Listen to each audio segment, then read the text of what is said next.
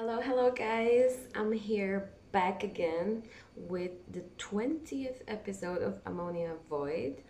And today I would like to dedicate to the idea of developing our instinct and intuition, how we can distinguish between them, and how we can also differentiate from fear and trauma responses, and also how to develop instinct and intuition not only in dangerous situations but how they can help us in creativity, because as an artist we often have to rely on our intuition instinct to guide us to where we want to be. So are you guys ready?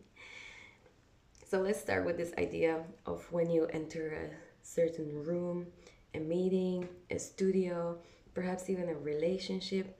You know, your body reacts before your brain starts to explain.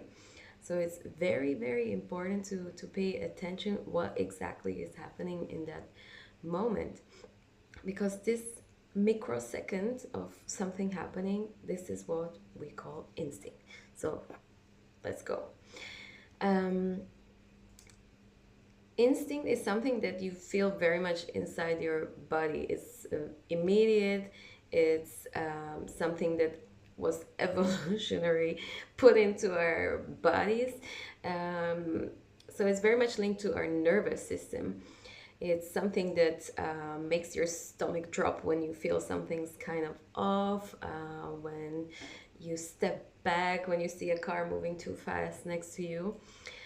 So this is instinct. It's, as I said, something very much inside your body. Whereas intuition is something a bit different. It's like a pattern recognition. It's an experience that is more quiet, and it's like a calm knowing rather than a physical reaction. So just try to think about this throughout this video, because it's important to distinguish between the two, even though they can feel a bit similar. And the third aspect that I already hint on is fear, because fear can look like instinct, because it's a reaction that's emotionally charged. It's more urgent. It's something that is very loud and also repetitive. So just to differentiate simply between the three of the concepts that we just are gonna dive into. So instinct is fast and embodied, intuition is calm and grounded, and anxiety, let's say fear, is loud and looping. So as I said, instinct is something that we detect in mostly dangerous situation, when something feels off on the street, when someone's tone shifts and you're like, hey, something is a bit different. Um, Maybe it's like situations that feel fine on paper, but your stomach just feels weird about it. And this is this kind of evolutionary intelligence. There is this interesting book called The Body Keeps the Score. It's written by Bessel van der Kolk. And it's a lot about how the nervous system scans for safety before cognition.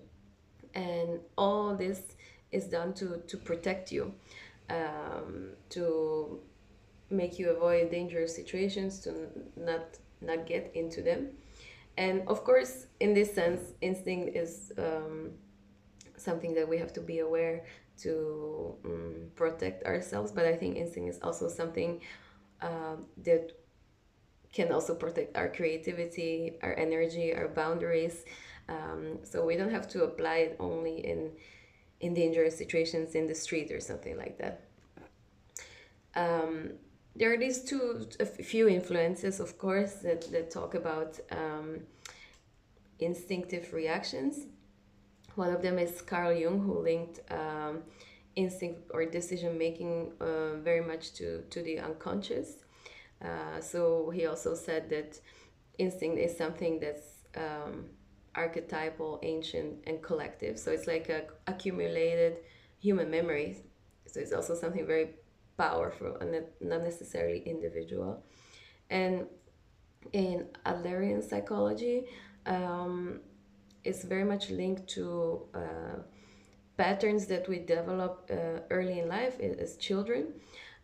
So he says that sometimes what we call instinct is basically a strategy we built as infants and that we still use as adults.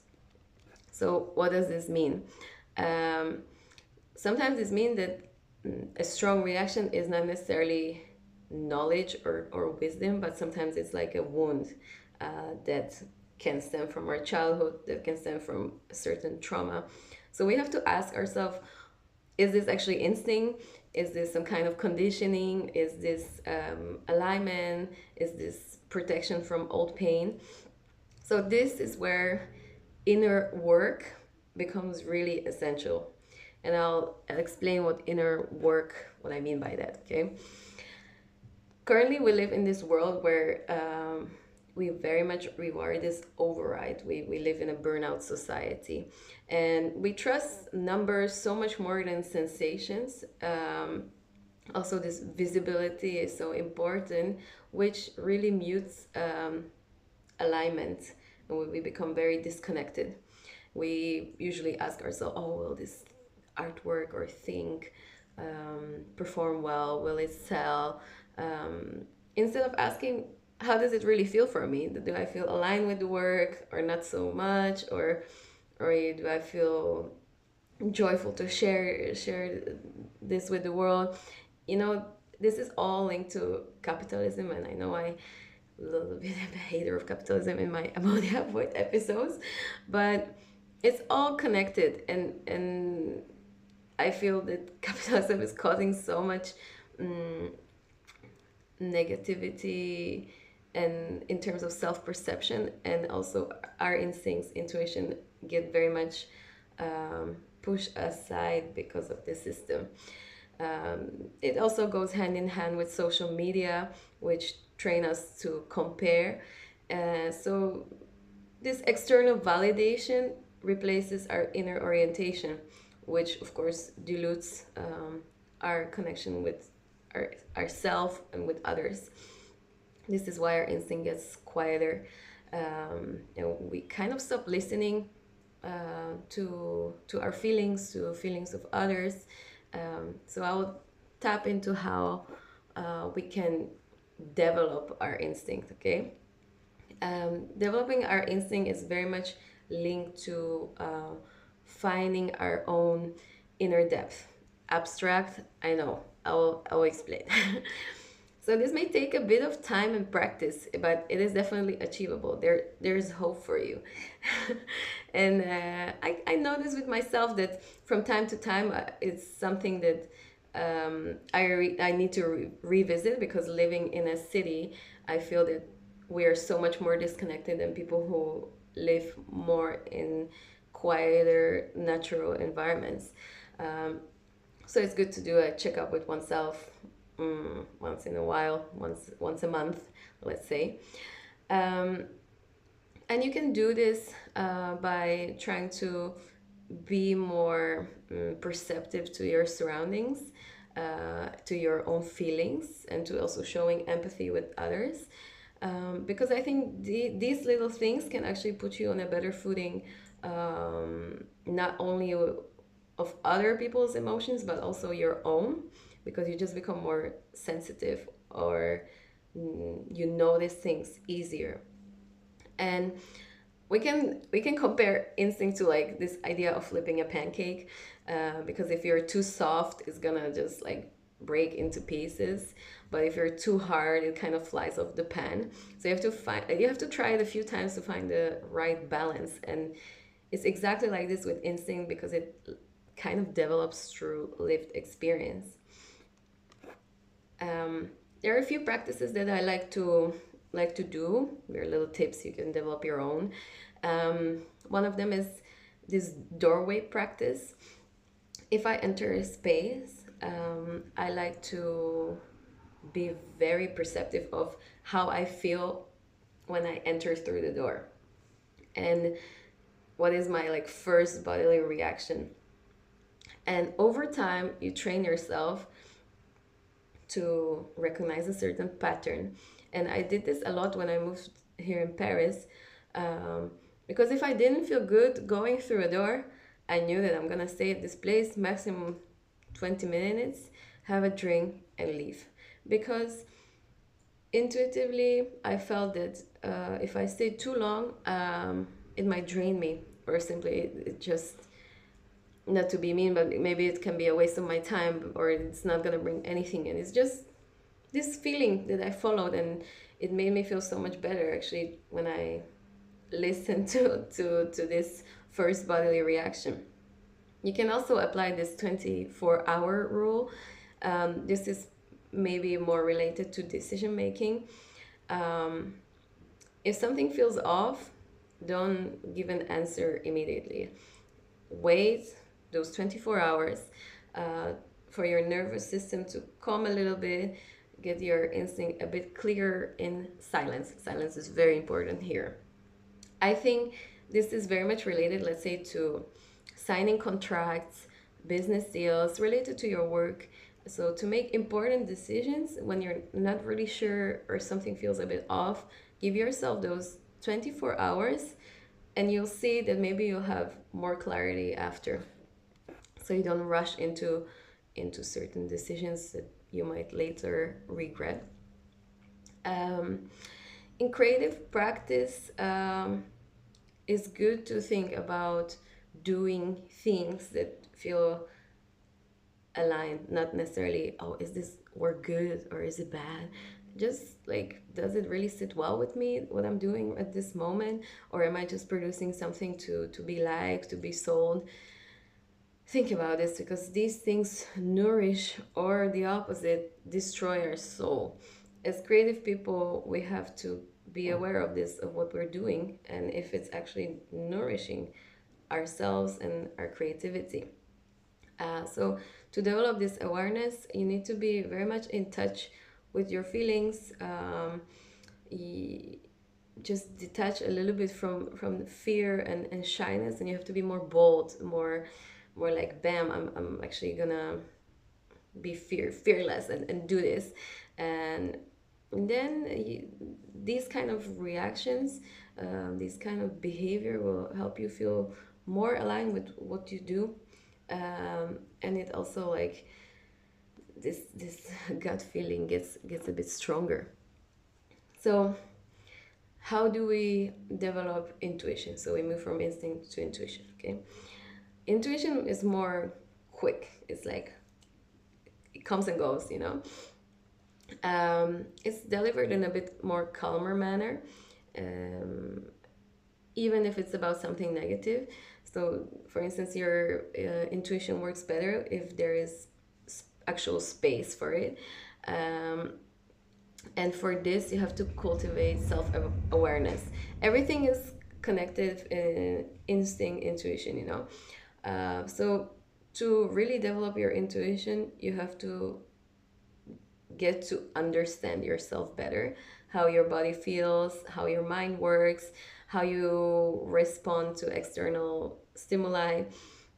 And for this, you need to take the time for introspection, to just really, like, get to know yourself. Do we actually know ourselves lately? Like, sometimes I feel people are very much lost, and they search for, let's say, this validation, or to get to know them um, through external things, instead of really, like, going deep inside of themselves. And if you reflect on your values, on your beliefs, and on your feelings, this is how you can get in tune with your intuition. And this is something that you do not have to do necessarily alone. You can train in through therapy, through coaching. And, like, for instance, how I cultivated my self awareness uh, was not only through meditation, but also I had this crazy shaman experience in Mexico. And it helped me understand myself so much more, that after like really opening myself to this experience and be like, okay, let's see what happens, I had this very strange clarity about um, my feelings, my path, my purpose, my values, and at the same time, I suddenly gain a lot of clarity about other people who I want in my life and who I need to let go of. So it's a very powerful skill that suddenly emerged through this experience. So you can try different types of things to help you with this self-awareness cultivation. And of course, as I already mentioned, meditation is a great practice how to start, and it's easy. You can just put on a YouTube video and start simply with that. You can dedicate just one morning per week to try how it feels, because meditation is something that can help you reduce the mental noise that often like mutes your intuitive thoughts. And this regular practice helps you connect with your inner self. And for me, I do these two types of meditations. One is called transcendental meditation, where you repeat this one mantra, which helps you get into a certain mental spiritual state, and helps you release negativity. Then I also do golden egg meditation, which is a meditation that I talked about before. It's more like a protection if I go to unknown places, or if I just need to protect my aura and my energy, to not get consumed by negativity or some toxic energies, let's say. And you can choose. There are so many different meditations, even meditations for sleep. So you can start with something that speaks to you, and it's a practice that you can do for 15 minutes per week, and you can see the difference after.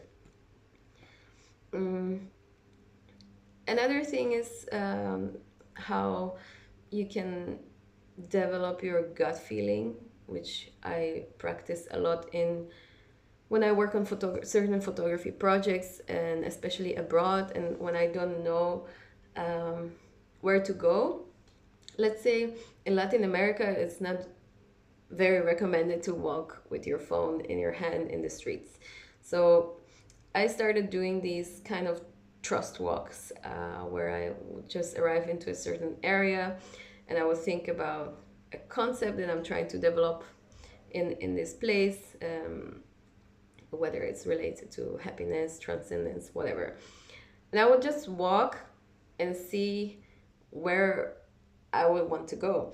So if there's like a corner or you have to turn, you just decide, do I want to go left or right? And it was very crazy how I managed to get into very, very peculiar and very specific places without any GPS, any Google Maps, just by letting my intuition guide me. Um, and strangely, all those places were so related to the body of work I was developing, that it made me realize, like, wow, I really have to trust my gut feeling more. Just, like, now we use Google Maps for everything, but we also have a certain intuitive map in our head that will lead us into certain places. Sometimes it's just good. You don't have to use it for projects. It can be in daily life. During the weekend, you can just be like, oh, let me just walk and see where I go, and maybe you get yourself surprised. And when another part to develop these kind of intuitive feelings is to pay attention to physical sensations that arise when you make a certain decision. If you feel tightness or if you feel lightness, it can be a very good cue for your intuition, because your body often reacts to situation before your conscious mind catches on it. So those little things, I for instance feel my intuition in my stomach.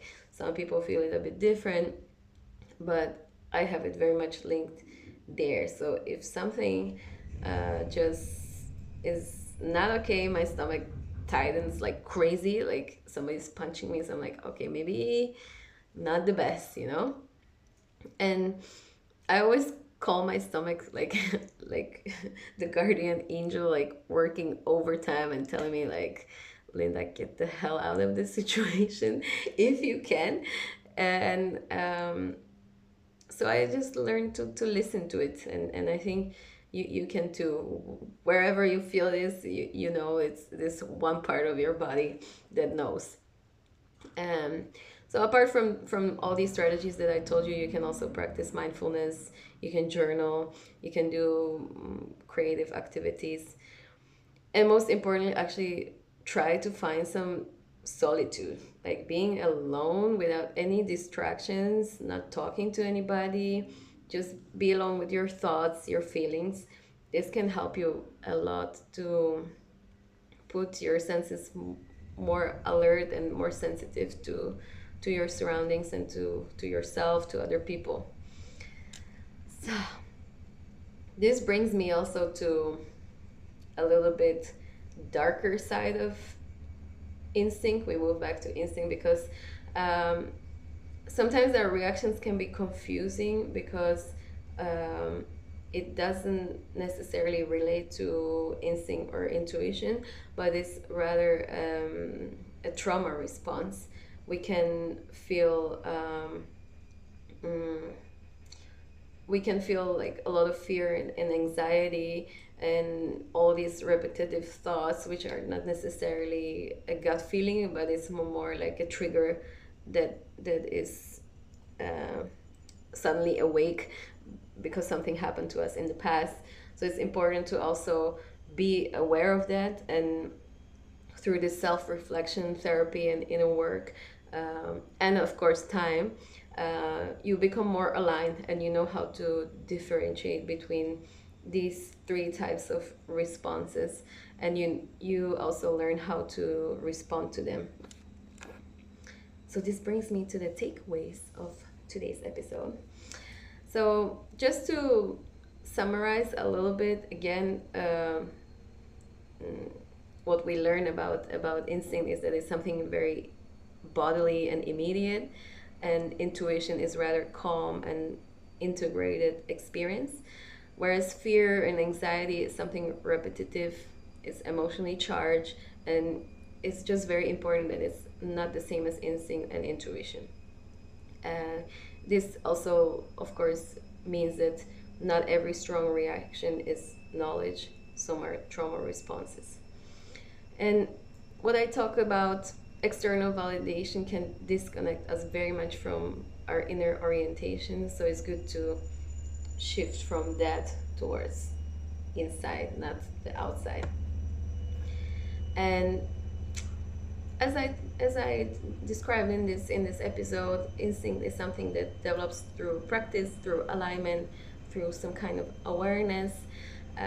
It can strengthen very much in silence, um, and when you self-reflect, and knowing the difference between fear and intuition is really like a lifelong skill, something that you have to train, something that you have to go back to and try to work on it.